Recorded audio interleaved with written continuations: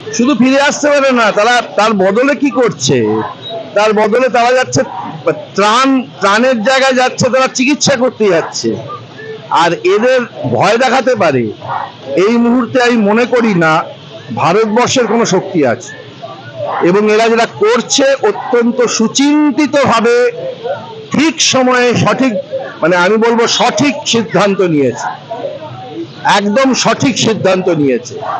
আপাতত যে জয়টুকু ছিনিয়ে আনতে পেরেছে, যেটা ওদের সাথে যে প্রতারণাটা করা হলো, সেই প্রতারণার হিসেব বুঝে নেবেন এই যে পেছনে যারা দেখছেন, এদেরকে বেশিরভাগ দিন আমি আমি আমি সিপিআইএম এর রাজনৈতিক মিছিলে হাঁটি, কারণ আমি সক্রিয় সমর্থক, সদস্য আমি নই, সক্রিয় সমর্থক। আমি এত নতুন মুখ দেখিনি। আমি যত জায়গায় যাচ্ছি শুধুই দেখতে পাচ্ছি একেবারে, মানে আমার পাশের বাড়ির যে বৌদি, দুই বৌদি, তারা কোনো রাজনৈতিক মিটিং মিছিল হলে দরজা জানলা বন্ধ করে দেন, সে যে রাজনৈতিক দলের মিটিং মিছিল।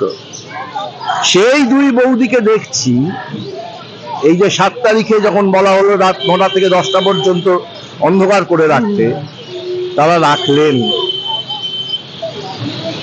তো সুতরাং যদি কেউ বুঝতে পারেন না পারেন, তার দায়িত্ব তার, বা ইচ্ছে করে কনফিউজড হচ্ছেন, অথবা তার নিজস্ব একটা রাজনৈতিক মানে নিজের প্রোগ্রাম আছে যে এরা যতদিন চালায় চালাক, না, একেবারে সঠিক সিদ্ধান্ত নিয়েছে। জরুরি পরিষেবায় যাবে, কর্মবিরতি চলছে, বরঞ্চ সেই কর্মবিরতির মাঝখানটায় তারা যাবেন বন্যার্ত সমস্ত মানুষদের চিকিৎসা দিতে।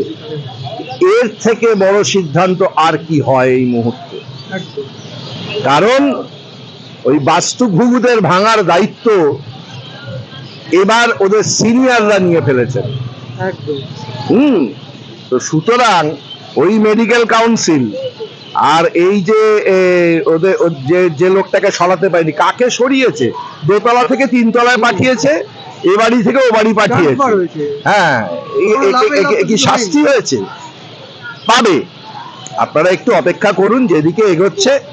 মনে রাখবেন, কলকাতা পুলিশের প্রাক্তন ডিজি পঙ্কজবাবুর কথাটা খুব প্রণিধানযোগ্য কথা।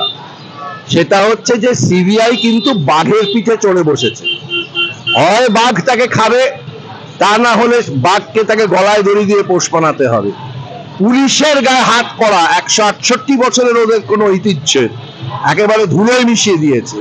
পুলিশের গায়ে হাত পড়তে গেলে মই দিয়ে ওপরেই উঠতে হবে, মাঝপথে থামার কোনো সম্ভাবনা নেই।